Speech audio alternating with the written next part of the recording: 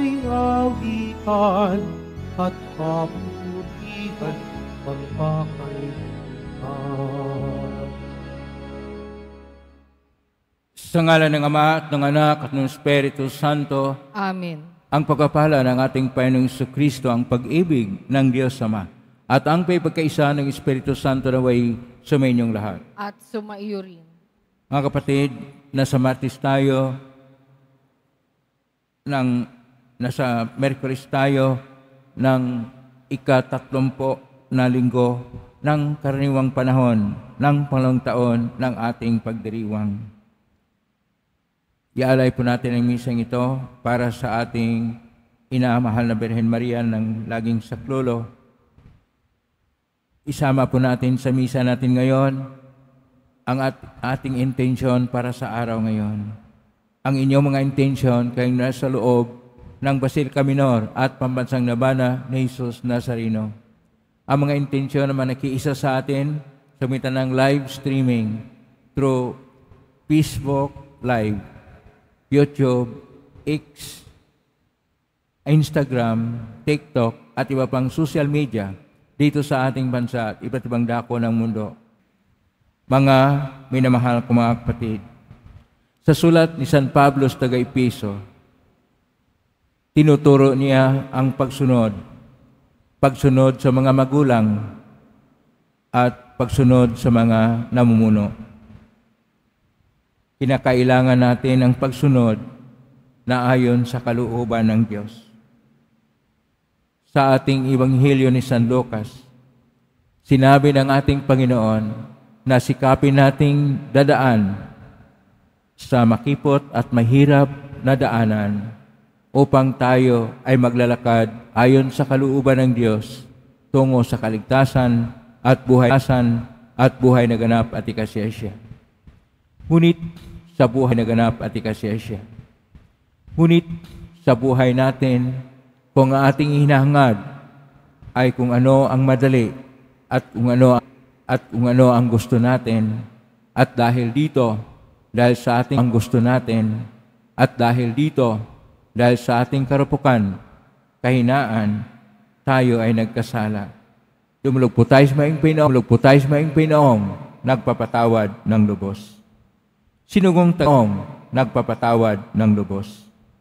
Sinugong taga pagpagaling na mga nagsisisi, Panginoon, kaawaan mo kami. Panginoon, kaawaan mo kami. Dumating na taga pag-anyayang mga makasalanan ay magsisi, Kristo, kaawaan mo kami. Kristo, kaawaan mo kami. Nakaluklo ka sa kanan ng Diyos Ama para ipamagitan kami, Panginoon, kaawaan mo kami. Panginoon, kaawaan mo kami. Kaawaan tayo na makapangyarihang Diyos, patawarin tayo sa ating mga kasalanan at patnubain tayo sa buhay na walang hanggan. Amen.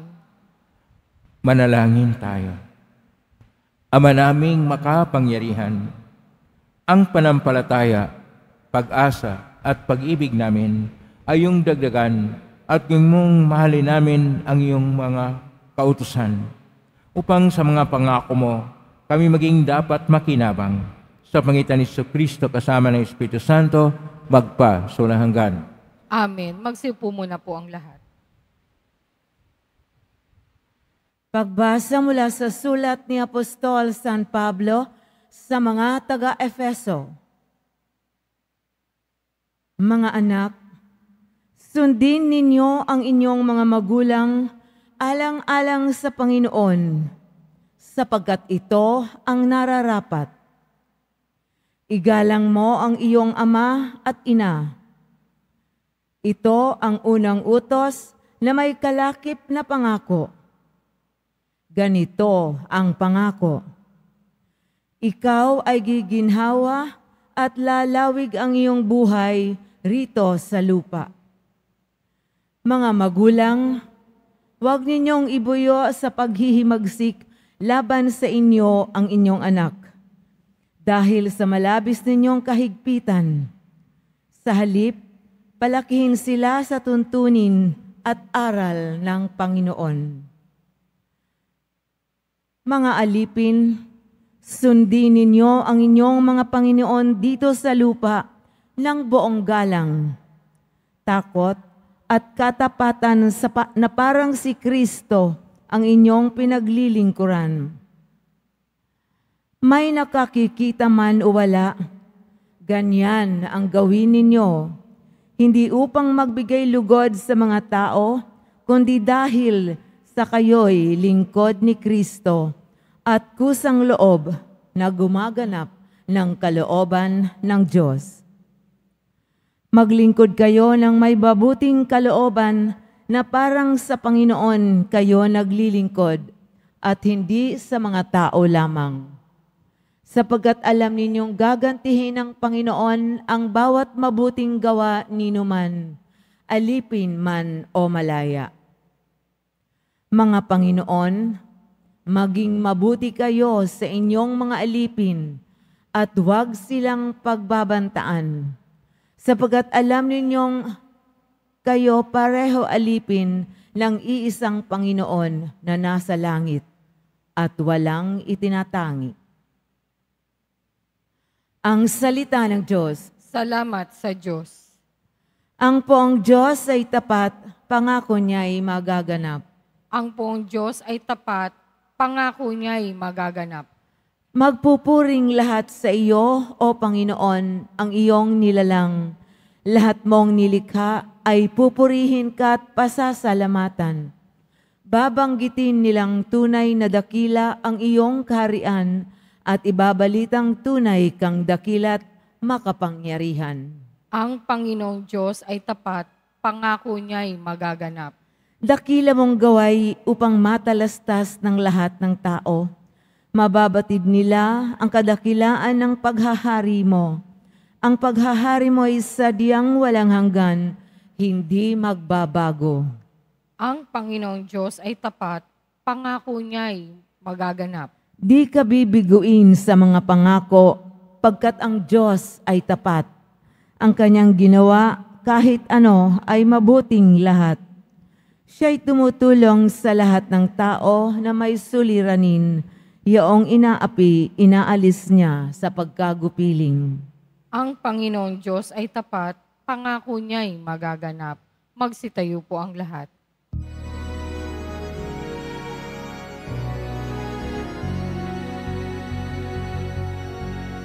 Hallelujah, Hallelujah, Hallelujah, Hallelujah. Tayo'y tinawag ng Diyos upang maglingin na lubos sa aral ni Kristo Jesus. Hallelujah, Hallelujah,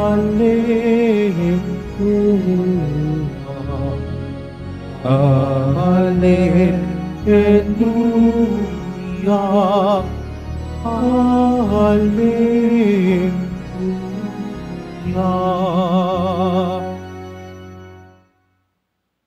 Sumainyo ang Panginoon. At sumayo rin. Ang mabuting balita ng Panginoon ayon kay San Lucas. Papuri sa iyo, Panginoon. Noong panahong iyon, nagpatuloy si Jesus sa kanyang paglalakbay.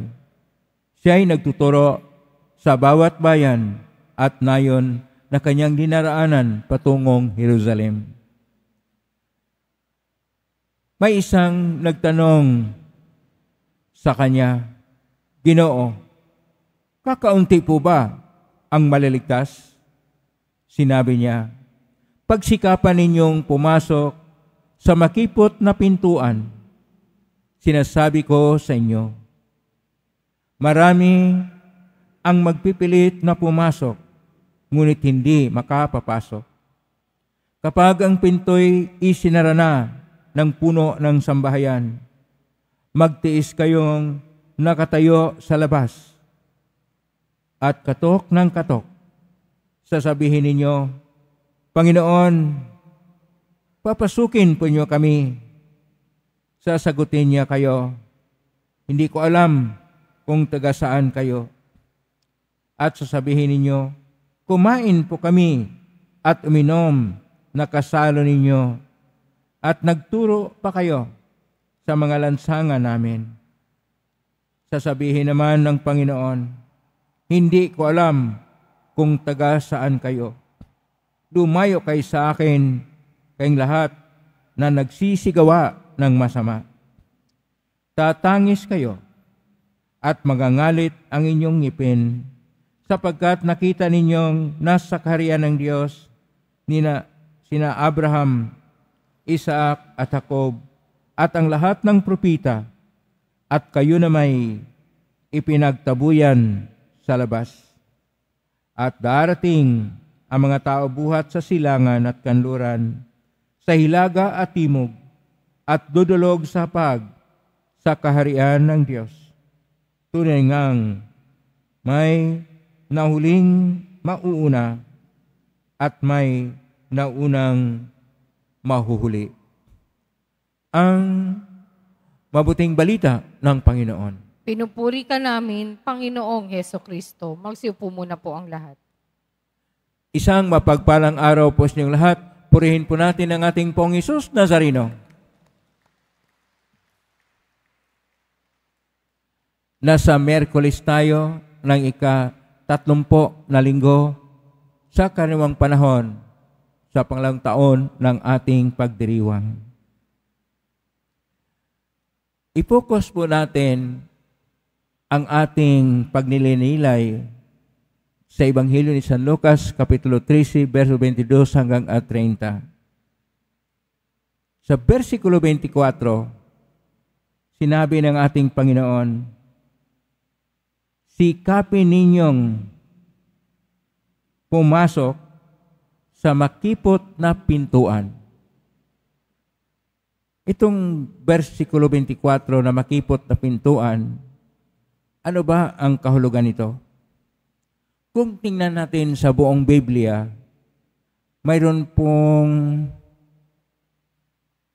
268 na beses. 268 na nasulat tungkol sa pintuan, pero bihira lang itong may sinasabi na makipot na pintuan. Ang makipot na pintuan sa salitang Hebreo, dahil Hebreo Israelita po ang ating Panginoon, Daleth Tsura. Hindi lang na dalet, pintuan, tsura. Talagang maliit, makipot, mahirap daanan.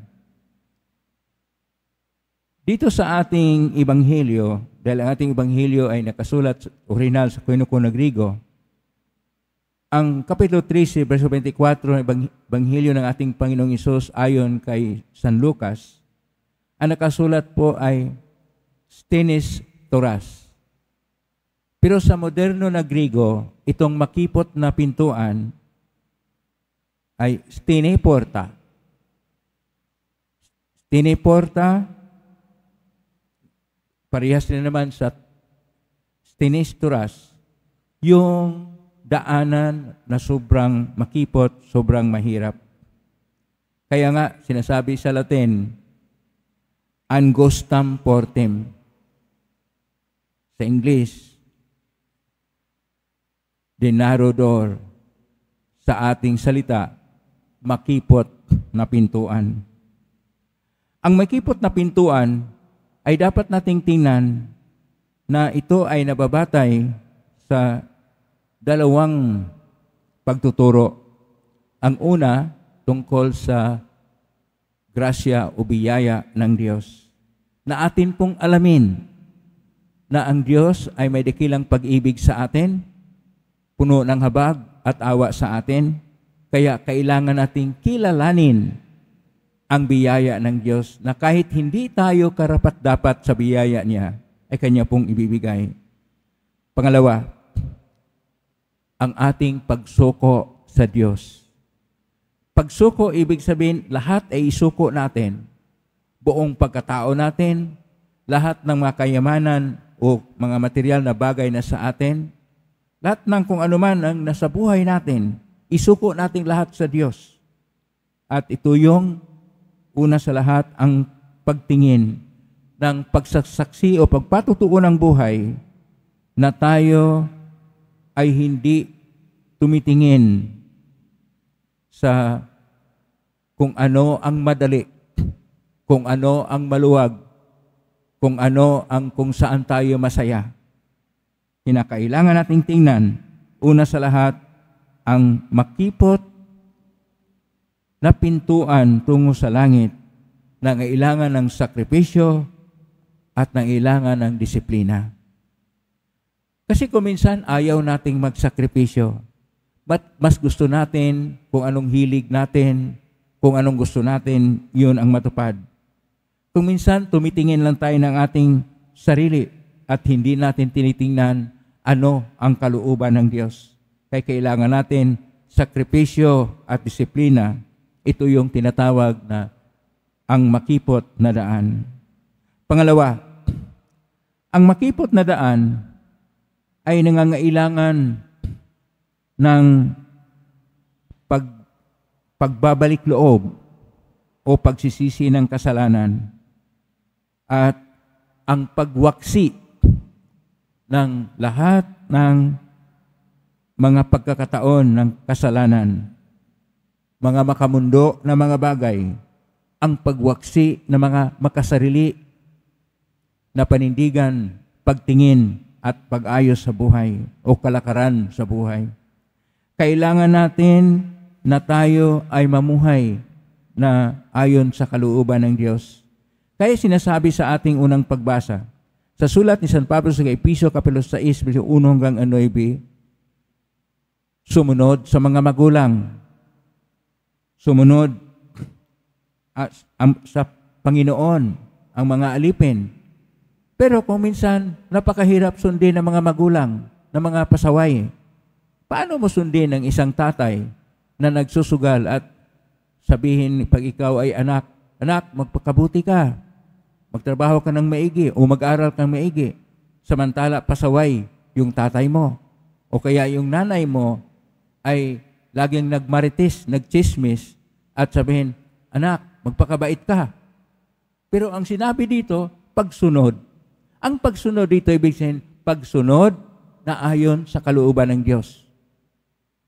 Sundin mo ang tatay mo, igalang mo, dahil tatay at nanay mo yan, dapat mong sundin.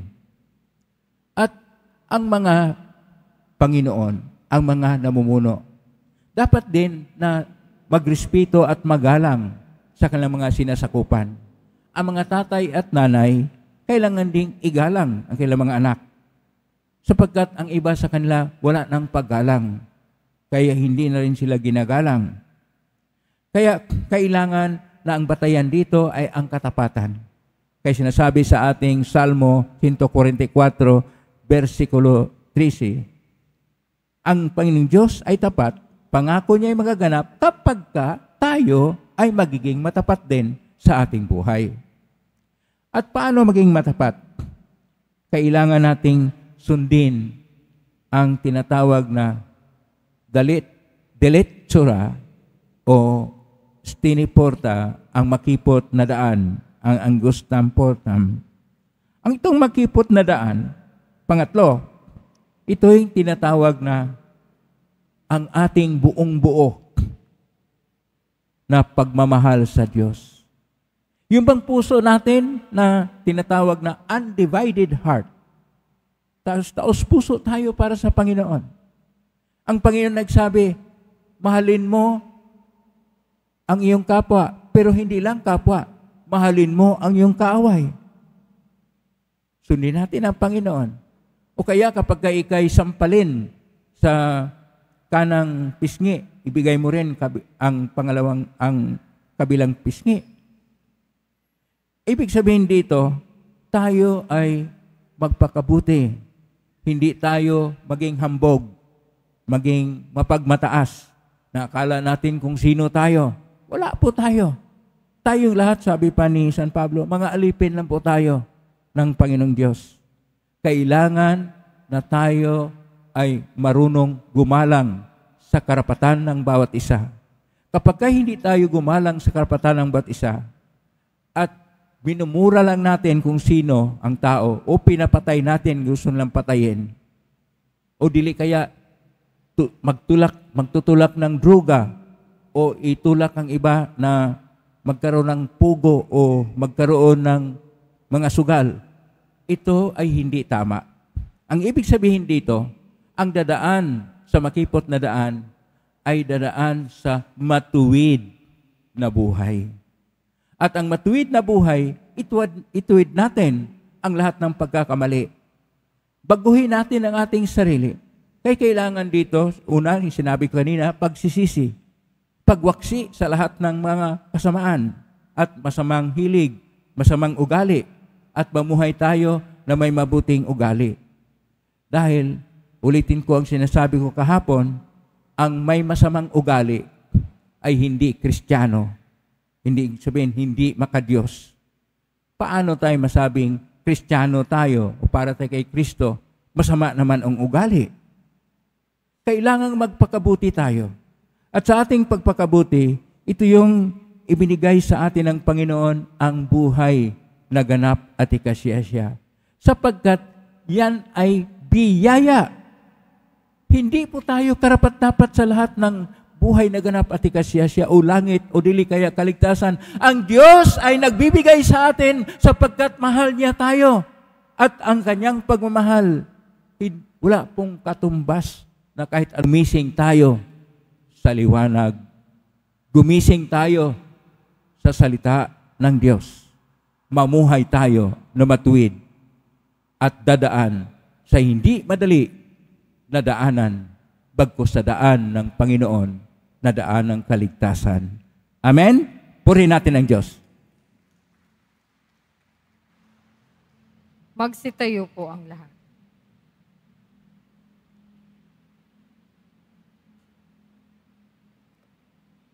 Minamahal ko mga kapatid, hindi tayo makakasalo sa hapag ng Panginoon kung aasa lamang tayo sa sarili nating gawain. Tumugon tayo ng may pananalig sa kanyang paanyaya sa lahat ng tao na pumasok sa kanyang paghahari. Mayroong kababaang loob, manalangin tayo, panatilihin mo kaming mababa ang kalooban sa iyong paningin, O Panginoon. Panatilihin mo kaming mababa ang kalooban sa iyong paningin, O Panginoon. Ang mga miyembro ng banal na simbahan ng Diyos, naway makisalo sa masayang hapag ng kaharian. Manalangin tayo. Panatilihin mo kaming mababa ang kalooban sa iyong paningin, O Panginoon. Ang mga gobyerno ng mga bansa, naway igalang ang kalayaang pangrelihiyon at hayaan ang mga taong makinig at tumugon sa paanyaya ni Kristo. Manalangin tayo. Panatilihin mo kaming mababa ang kalooban sa iyong paningin, O Panginoon.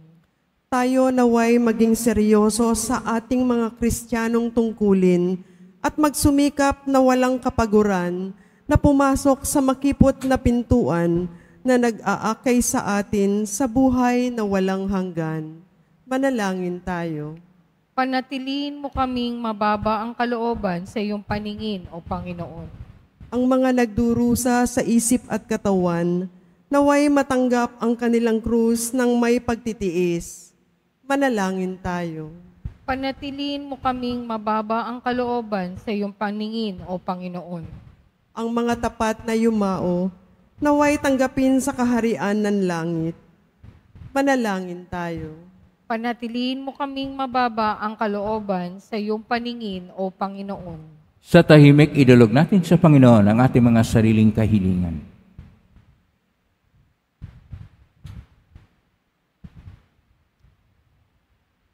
Panginoon at Ama ng lahat ng bansa, itinaas namin ang mga panalangin ito ng may pananalig na naghahangad na tumugon sa panyaya ng anak, aming tanging tagapagligtas na buhay at naghari magpa sa unahanggan. Amen. Magsiupo po ang lahat.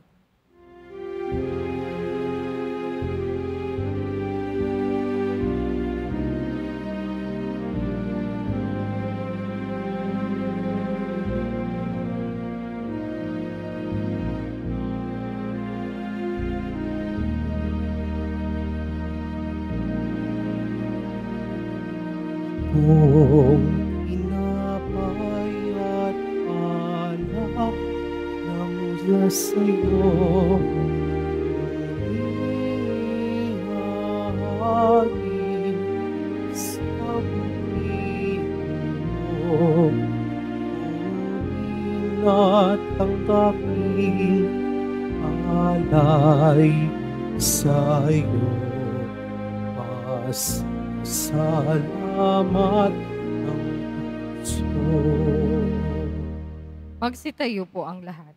Panalangin kayo mga kapatid upang paghahain natin ay kalugdan ng Diyos Amang makapangyarihan. Tanggapin nawa ng Panginoon itong paghahain sa iyong mga kamay sa kapurihan niya at karangalan sa ating kapakinabangan at sa buong sambayanan niyang banal. Ama naming lumikha, tungayan mo ang mga alay ng aming inihain sa iyong kadakilaan upang ang paglingkod na aming ginagampanan ay humantong sa iyong lalong ikadarangal sa pangitan ni Jesucristo kasama ng Espiritu Santo magpa sa walang hanggan. Amen. Sumainyo ang Panginoon. At sumaiyo rin. Itaas sa Diyos sa inyong puso at diwa. Itinaas na namin sa Panginoon. Pasalamatan natin ang Panginoong ating Diyos. Marapat na siya ay pasalamatan. Ama naming makapangyarihan, tunay marapat ni kay aming pasalamatan. Pinagbigyan mong ito'y aming mahihayag kahit ito'y walang anumang may daragdag sa kadakilaang sa iyo ilikas. Sa pagpupuri namin makikinabang ay kami rin yung pinakihihirapan sa pangitan ng anak namin na mahal. Kaya kaisa namang hel si awit ng papuris yung pay sa kalangitan, kami nagbubunyi sa kadakilaan. Santo, Santo, Santo, Panginoong Diyos na mga hukbo, napupuno ang langit at lupa ng kadakilaan mo o sana sa kaitaasan. Pinagpala ang naparirito sa ngalan ng Panginoon o sana sa kaitaasan. Magsilud po ang lahat. Ama naming banal, ikaw ang bukal ng tanang kabanalan. Kaismitan ng Espiritu ng banal, makalob na ito upang para sa aming maging katawan at dugo ng aming Panginoong Jesucristo. Bago niya pinagtiisang ko sang loob na maging handog, hinawakan niya ang tinapay, pinasalamatan kanya, pinaghati-hati niya yon, iniabot sa kanyang malagad at sinabi, tanggapin ninyong lahat ito at kanin. Ito ang aking katawan na ihandog para sa inyo.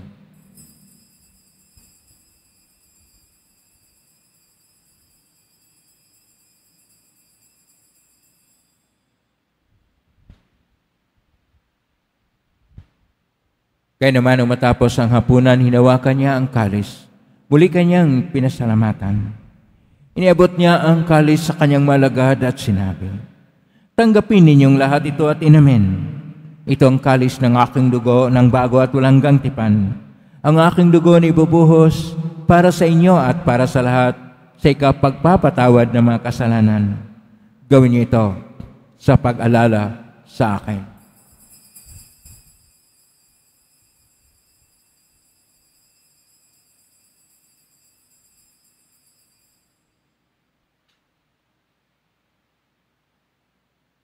Ang misteryo ng pananampalataya. Magsitayo po ang lahat. Si Kristo'y namatay, si Kristo'y nabuhay, si Kristo'y babalik sa wakas ng panahon. Ama, ginagawa namin ngayon ang pag-alalas, pagkamatay at ng pagkabuhay ng anak at naalay namin sa iyo. Ang tinapay nagbibigay buhay at ang kalis na nagkakaloob ng kaligtasan. Kami nagpapasalamat dahil kami narapat na tumayo sa harap mo para maglingkod sa iyo. Isinasamo namin kami magsasalo-salo sa katawan at dugo ni Kristo ay mabuklod sa pagkakaisa sa pamagitan ng Espiritu Santo. Amalingapin simbahang laganap sa buong daigdig. Pususin mo kami sa pag-ibig, kaisa ni Francisco na aming Papa at ni Jose na aming Obispo at ng Tanang Kaparian. Alalahanin mo rin mga kapatid naming nahimlay na may pag-asang sila'y muling mabuhay, ganyan ang lahat ng mga pumanaw. Kaawaan mo sila at patuloyin sa iyong kaliwanagan. Kawan mo dapatin kaming lahat na makasalo siyang buhay na walang wakas, kaisa ng mahal na Berhen Maria na ina ng Diyos, ng kabiyak ng puso niyang San Jose, kaisa ng mga apostol, ni San Juan Bautista, ni San Roque, ni San Lorenzo Ruiz de Manila, ni San Pedro Calungsod at ng lahat ng mga banal na namuhay dito sa daigdig ng kalugod-lugod sa iyo, maipagdiwang nawa namin ang pagpupuri si karangal mo sa pangitan ng anak na aming Panginoong Hesus Kristo. Sa pamamagitan ni Kristo, kasama niya at sa Kanya, ang lahat ng parangal at papuri ay sa iyo, Diyos Amang makapangyarihan, kasama ng Espiritu Santo, magpasawalang hanggan. Amen. Amen. Amen. Amen.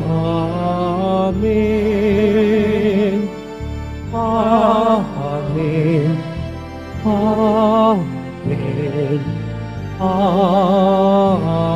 Amen. Sa tagubilin na managaling na utos sa turo ni Jesus na Panginoon natin at Diyos, ipahayag natin ang lakas loob. Ama namin, sumasalangit ka, sambahin ng ngalan mo. Mapasa amin ang kaharian mo, sundin ang loob mo ito sa lupa para nang sa langit. Bigyan mo kami ngayon aming kakanin sa araw-araw at patawarin mo kami sa aming mga sala para nang pagpatawad namin sa nagkakasala sa amin at huwag mo kaming ipahintod sa tukso at iadya mo kami sa lahat ng masama. Hinihiling namin kami adya sa lahat ng masama, pagkalooban ng kapayapaan araw-araw. Iligtas sa kasalanan natin sa lahat ng kapahamakan samantalang aming pinanabikan ang dakilang araw ng pagpapahayag ng tagapagligtas naming si Hesus Kristo. Sapagkat iyo ang kaharian at ang kapangyarihan at ang kapurihan magpakailanman. Amen. Panginoong Hesus Kristo, sinabi mo sa mga apostol, kapayapaan ang iniiwan ko sa inyo, ang aking kapayapaan na binibigay ko sa inyo. Tunghayin mo ang panampalataya at huwag ang aming pagkakasala. Pagkalooban mo kami ng kapayapaan at pagkakaisa ayon sa kalooban, kasama ng Espiritu Santo, magpa sa walang hanggan. Amen. Ang kapayapaan ng Panginoon ay laging sumainyo. At sumaiyo rin. Magbigay kayo ng kapayapaan sa isa't isa. Kordero ng Diyos na nag-aalis ng mga kasalanan ng sanlibutan, maawa ka sa amin. Kordero ng Diyos na nag-aalis ng mga kasalanan ng sanlibutan, maawa ka sa amin. Kordero ng Diyos na nag-aalis ng mga kasalanan ng sanlibutan, ipagkaloob mo sa amin ang kapayapaan. Magsilod po ang lahat. Ito ang kordero ng Diyos.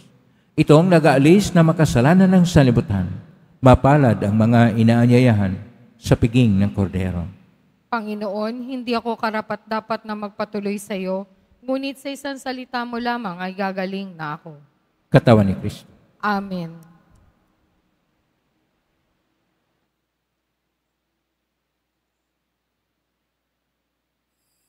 Para sa lahat ng tatanggap ng banal na komunyon, sasagot po tayo ng amen pagkasabi ng pari o ng lay minister ng katawan ni Kristo at isubo agad sa bibig bago umalis sa harapan ng pari o lay minister, sumunod po tayo.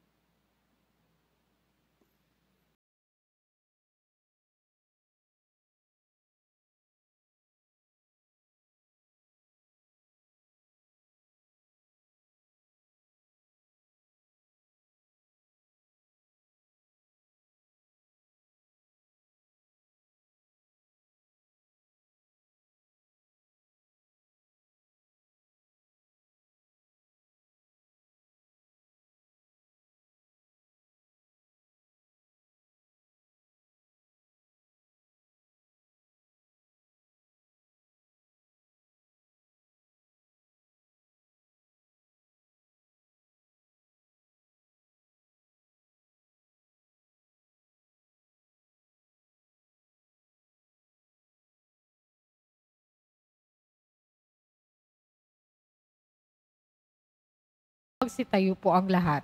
Manalangin tayo.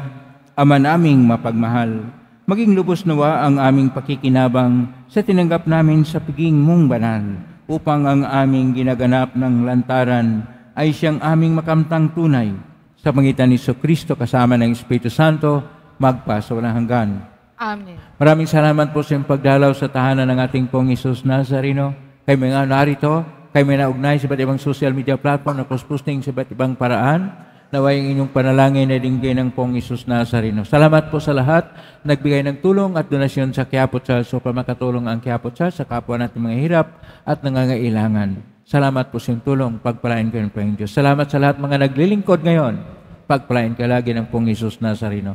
Palakpakan po natin lahat ng mga naglilingkod, lahat ng narito, lahat ng naugnay sa atin, lahat ng tumutulong sa atin. Naway ang Diyos ay magbibigay sa inyo ng biyayang siksik, liglig at nag-uumapaw. Dadaan tayo sa makipot na daan na siyang daan ng ating Panginoong Hesus, nangangailangan ng pagbabalik loob, pagdisiplina sa sarili, paggawa ng mabuti, at pagsunod sa kalooban ng Diyos. Ngayon na po ang pagwasbas. Mangyari po lamang ito sa bagya, magay-bagay na pusbasan. Sumainyo ang Panginoon. At sumayuri. Mahal na pong Isus Nazareno, inahig mo sa ng cross ang walang maloy na pag-ibig ng Diyos ang katauhan, pakinggan mong kilingan ng kanan na nagsusumamo sa iyo. Makamtan naman nila ang iyong katugunan at tanggapin ang kasagutan mitang na loob na tinatanaw. Basbasan din po ninyo ang mga dalaming imahin, dasal at mga bagay-bagay. Basbasan na may makaramdaman. Sa pangitan ng benisyon ito na maalala ang pangako sa binyag na ikaw ay naibigin at paglalingkuran bilang Panginoon magpa-solang hanggan. Amen. Pagpalain kayo ng makapangyarihang Diyos, Ama at Anak at Espiritu Santo. Amen. May kayong taglayang kapipaan, pag-ibig at pag-asa ng pong Isus Nazareno. Salamat sa Diyos. Purihin natin ang ating pong Isus.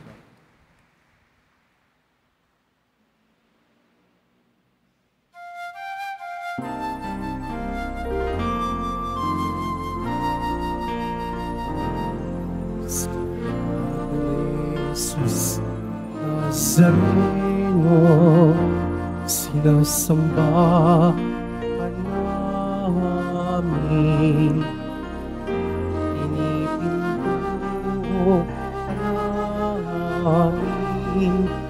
Parang mo ang aming buhay at pagkasan sa Padres Nazareno.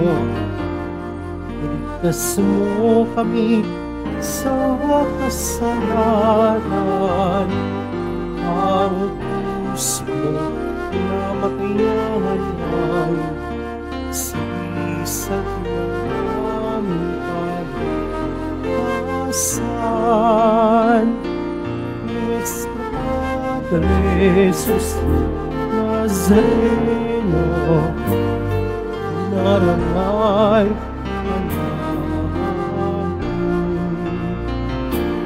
Nuestro Padre Jesus Nazareno,